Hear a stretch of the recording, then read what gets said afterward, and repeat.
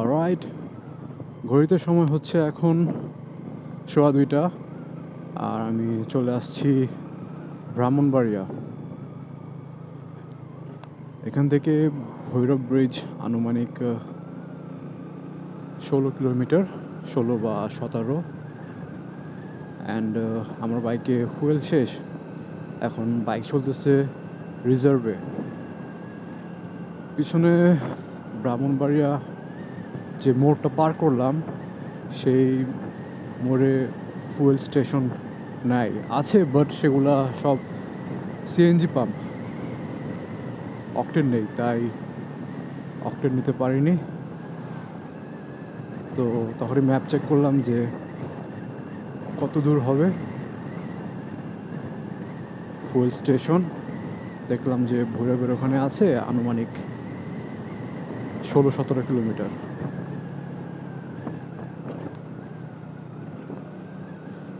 তাই প্যারা না নিয়ে আবারও রাইড শুরু করলাম। দাঁড়িয়ে একটু চা খেলাম অ্যান্ড পিঠটা একটু সোজা করলাম, একটু পিঠ ব্যথা করতেছে।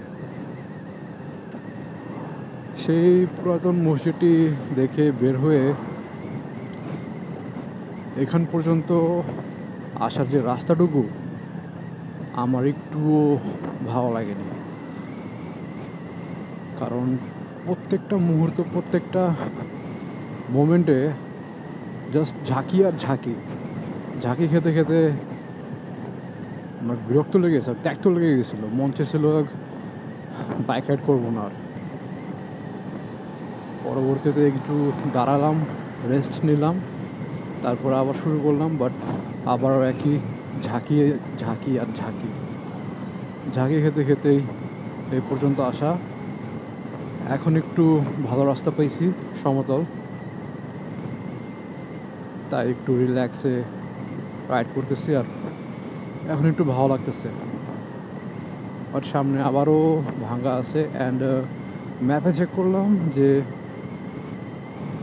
পাম্প কত দূর, তার সাথে সাথে দেখতে পেলাম যে ম্যাপ বলতেছে যে রাস্তায় কোনো একটা কারণে একটা বড় জ্যাম লেগে আছে।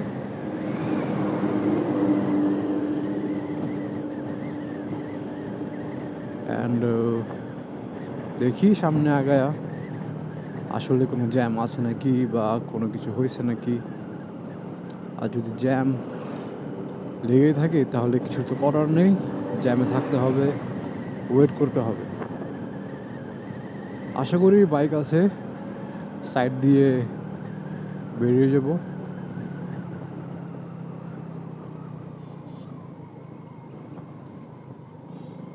কোনো প্রবলেম হবে না।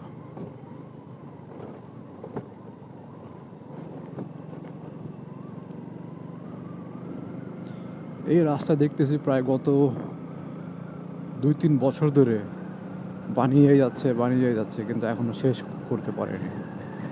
এক লেনের কাজ শেষ হয়েছে মোটামুটি, তো এখান দিয়ে গাড়ি চলাচল করে, আরেক পাশ পুরোটাই বন্ধ। আমার বাসা এখান থেকে আরও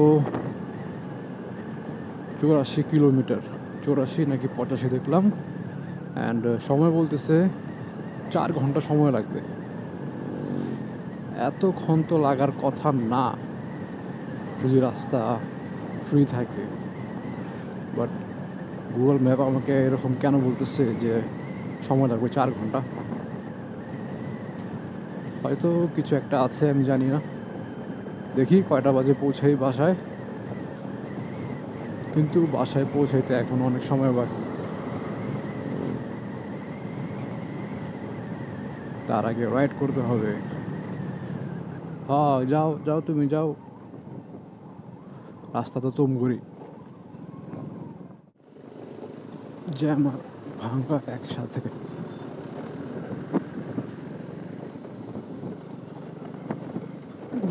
আরে ভাই ভাই ভাই ভাই, ভাঙ্গা।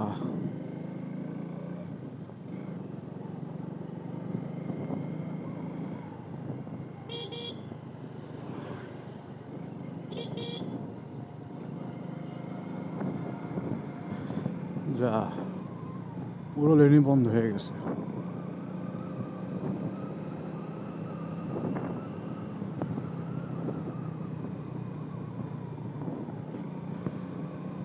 টুকটাকই যাচ্ছে একটু একটু করে।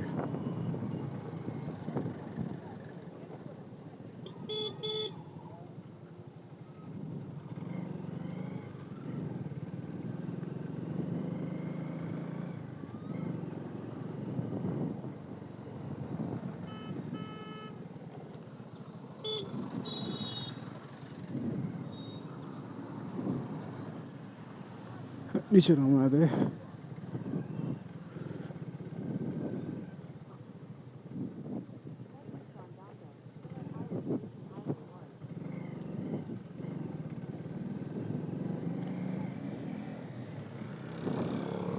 পুরো হাইওয়ে মনে হয় জ্যাম লেগে আছে।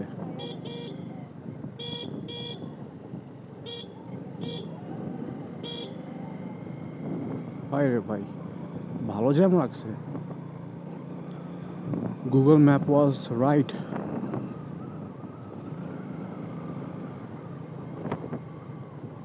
অ্যান্ড থ্যাঙ্কফুল আমি বাইকে আছি, তাই সামনে যেতে পারতেছি।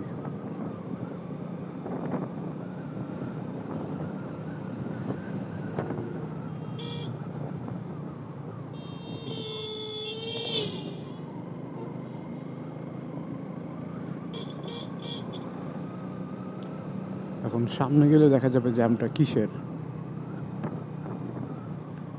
নর্মাল ট্রাফিক জ্যাম নাকি স্পেশাল কিছু। অলরাইট, সময় এখন 5টা বেজে 10 মিনিট, আর চলে আসছি ভুলতায়। লাস্ট ভিডিও নিয়েছিলাম ভৈরব ব্রিজের আগে, জ্যাম খাইছিলাম। অ্যান্ড সে জ্যামটি ছিল ভৈরব ব্রিজের টোল প্লাজার জ্যাম। কী ব্যাপার, বড় গাড়ি আবার এখানে থামাইতেছে কেন? যাত্রী নামাবে, ওকে। অ্যান্ড আমার ডান দিকে সানসেট হচ্ছে, শীতের সানসেট। শীত অলমোস্ট শেষ, এখনও মাঘ মাসের অনেক দিন বাকি, বাট শীত তেমন ফিল হয় না এখন ঢাকায়। আর সূর্যটা খুবই সুন্দর লাগতেছে। রাস্তা মোড় নেওয়ার সাথে সাথে সূর্যটা ডান দিক থেকে বাম দিকে চলে আসলো আমার।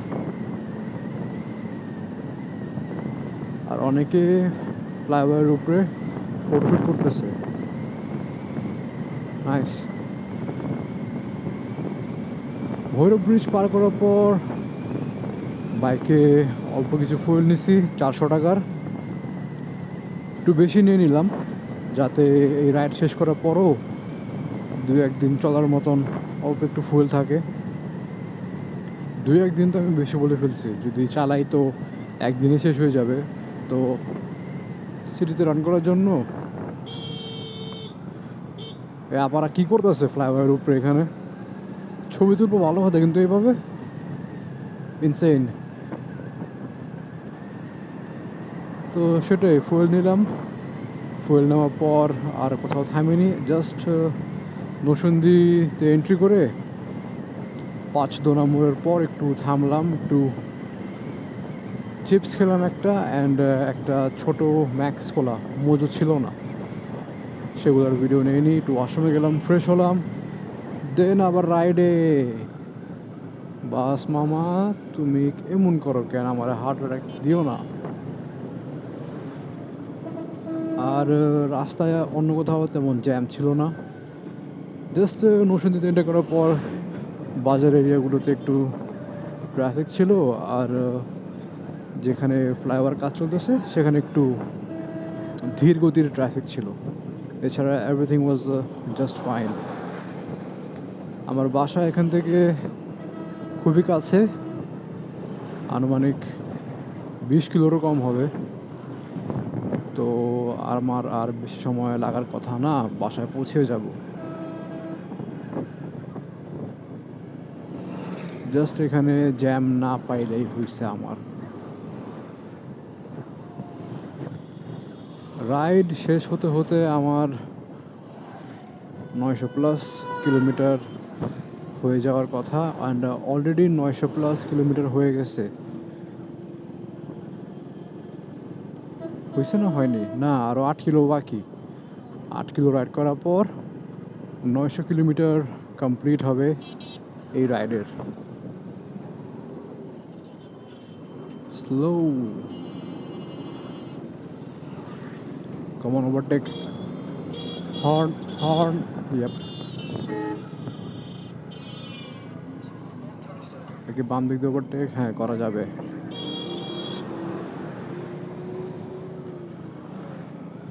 টোটাল কত কিলোমিটার রাইড হবে সেটা আমি ভিডিওতে লিখে দেব। অ্যান্ড একটু পরেই অন্ধকার হয়ে যাবে, তাই ভাবতেছি ভিডিওটা এখানে শেষ করে দিচ্ছি। এই পিছনে আসিস না।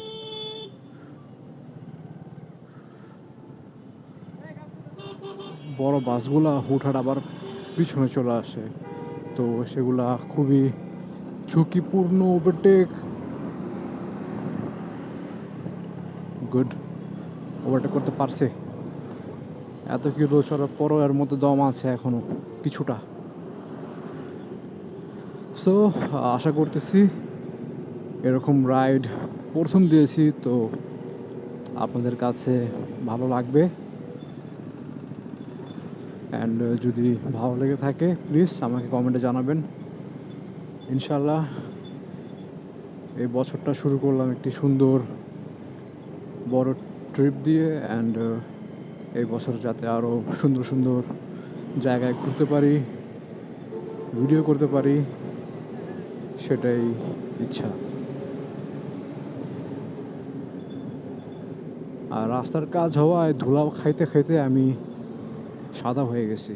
আমার মরুন জ্যাকেটও অ্যাশ কালার হয়ে গেছে অলমোস্ট।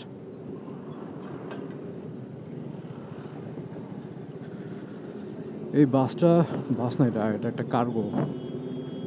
তো এই কার্গোর পিছন হতেই আমি এই ভিডিওটি শেষ করে দিচ্ছি, এই ট্রিপের শেষ ভিডিও। নেক্সটে আরেকটি ভিডিও করে এই ট্রিপে কত খরচ হয়েছে আর ট্রিপের বিবরণটা দেওয়ার চেষ্টা করব যদি পসিবল হয়। So that's it from this bike trip. That's it from this video. See you on the next one. Allah Hafiz.